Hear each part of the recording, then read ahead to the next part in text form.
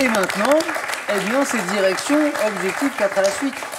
Je suis sûr que vous vous demandez quels sont nos thèmes ce soir. Eh bien, regardez, les voici. Et dans les titres de romans. Ville maritime d'Asie. On va voyager. L'orchestre symphonique. Ou le thème mystère, bien sûr, que vous pouvez découvrir dès maintenant à la maison sur Twitter. Et c'est Serge, rapidement qualifié tout à l'heure, qui choisit en premier. Serge, dites-moi. Ville maritime d'Asie. C'est parti, Serge. On va voyager ensemble. Ville maritime d'Asie. Oui. Serge, êtes-vous prêt? Je suis prêt. Attention. Top. Quelle ville d'Inde, officiellement appelée Mumbai depuis plus de 20 ans, est la première ville, le premier port du pays? La Bombay. Quelle capitale d'un État insulaire homonyme en Asie du Sud-Est est un important port de transit et un des tout premiers ports du monde? Singapour. Quelle ancienne capitale du Pakistan est la principale ville et port du pays? Karachi. Quel port du Vietnam, situé à 15 km de la mer sur un bras du delta du fleuve Rouge, porte un nom signifiant défense maritime en vietnamien?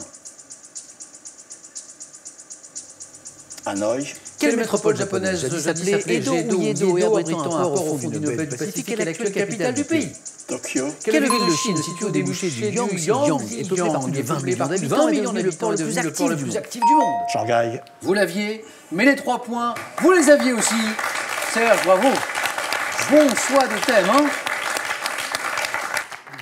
Quel port du Vietnam, situé à 15 km de la mer sur un bras du delta du fleuve Rouge, porte un nom signifiant défense maritime en vietnamien? Je ne connais pas le vietnamien. Pas facile, hein? Pas facile. Haiphong. Haiphong. Haiphong, et on peut l'applaudir, Serge, pour ce très beau score. Merci Serge, bravo à vous. Hein. À vous Bruno. Soit pour et dans les titres de romans, l'orchestre symphonique ou le thème mystère. L'orchestre symphonique. Jouons ensemble, Bruno.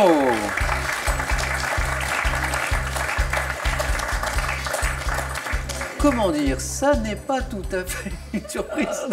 Bruno, vous le passionnez de musique. Bah oui. L'orchestre symphonique. Bruno, êtes-vous prêt? Oui. Je rappelle à ceux qui nous regardent ce soir, à ceux qui nous rejoignent aussi, que Bruno joue ce soir pour une 4e victoire d'affilée. Ça n'est pas rien. Bruno, attention. Top. Dans un théâtre lyrique, quel emplacement est aménagé devant la scène et en contrebas de cette dernière? Quel instrument de la famille des cuivres, désigné par un mot italien, compte un modèle Wagner fabriqué pour la tétralogie? Le corps. Comment nomme-t-on un orchestre formé essentiellement d'instruments à vent, de percussions et parfois de contrebasse à cordes? Un orchestre de chambre. Par quel terme issu de l'italien signifiant tous désigne-t-on les musiciens d'un orchestre?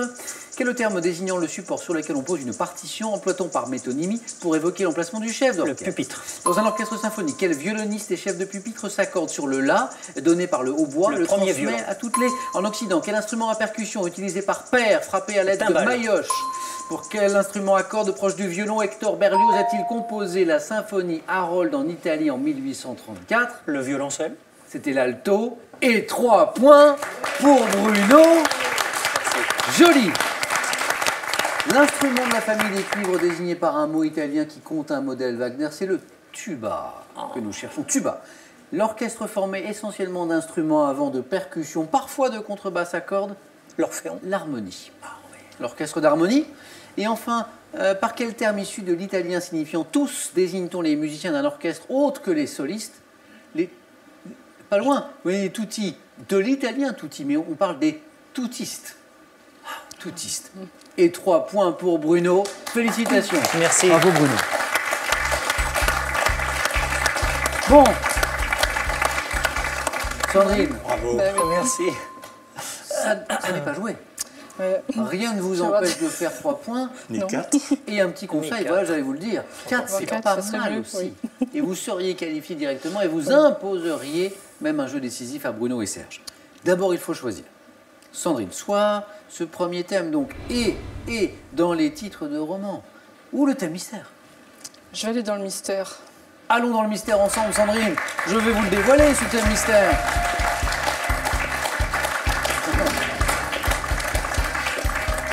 Sandrine, ma question va vous sembler étrange, mais allez-vous souvent chez le dentiste?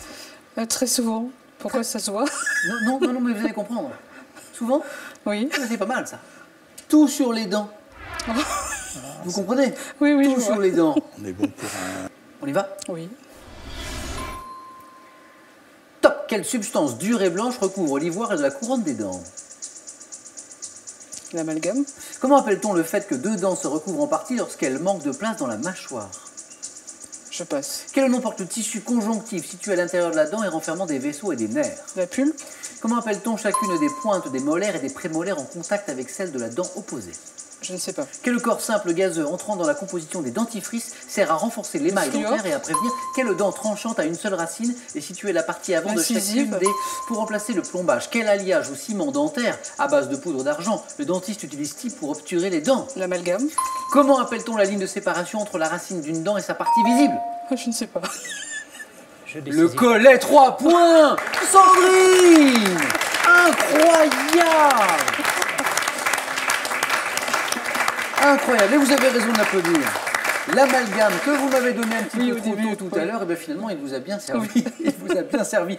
L'amalgame, en fait, c'était pour l'émail, la substance les dure et mailles, blanche oui, bien sûr. qui Oui. recouvre l'ivoire. C'était l'émail. Le fait que deux dents se recouvrent en partie, lorsqu'elles manquent de place, on parle du chevauchement. Et puis, les pointes des molaires et des prémolaires en contact avec celles de la dent opposée, pas facile. Hein. Cuspide, Ouais, de toute façon, cuspide, ça change pas. Sandrine, l'aventure se poursuit. Bravo Sandrine. Merci.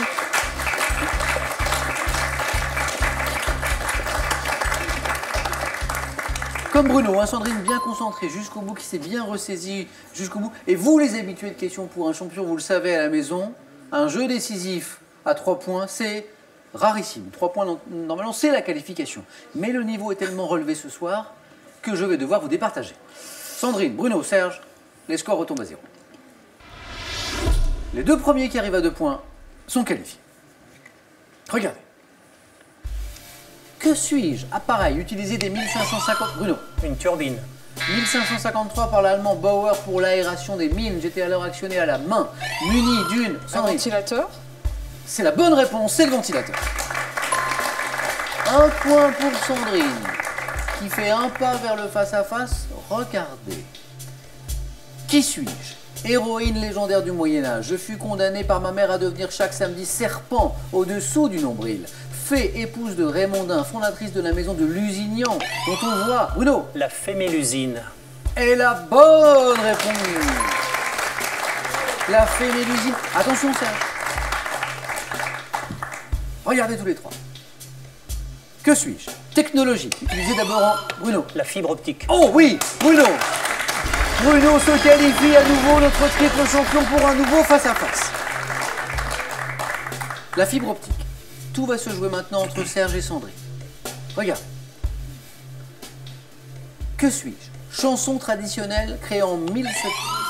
Serge. Cadet Roussel, Oui, Ouais. exactement. 3 maisons. Le suspense jusqu'au bout. Vous avez tous les deux le niveau d'aller au face-à-face. Je n'ai qu'une place, vous le savez. Tout va se jouer sans doute sur cette question. Regarde. Regarde. Que suis-je? Poisson, vivant surtout. Sandrine. Roux. Non. Dans l'Atlantique, en Méditerranée également, je possède un corps serpentiforme. Ma femelle peut mesurer plus de 2 mètres. Poisson marin très vorace, également appelé anguille de mer. Je suis le congre, Serge. Oui. C'est la bonne réponse. Serge, vous êtes qualifié.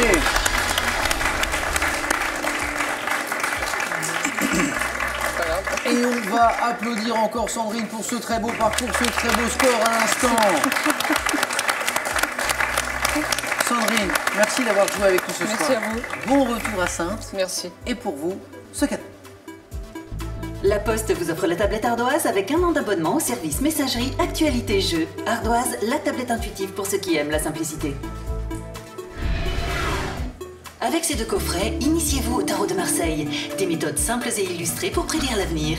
Et avec l'astrologie chinoise, découvrez une tradition vieille de 2000 ans. Attention, maintenant c'est à votre tour de jouer. Et vous jouez ce soir pour 12 000 € avec une nouvelle question. C'est une question de musique, de chanson. Dans les années 1930, quel chanteur de music hall interprétait Ma Pomme? 1. Jacques Brel ou bien Maurice Chevalier? Ma Pomme. Bonne réponse. 3243 pour le téléphone, par SMS 1 ou 2 ou 7 10 20 et tirage au sort parmi toutes les bonnes réponses. Ce soir, Bruno sera-t-il sacré pour la 4e fois consécutive? Ou Serge va-t-il être sacré champion? Eh bien, réponse dans quelques secondes. C'est à ne pas manquer Et c'est sur France 3.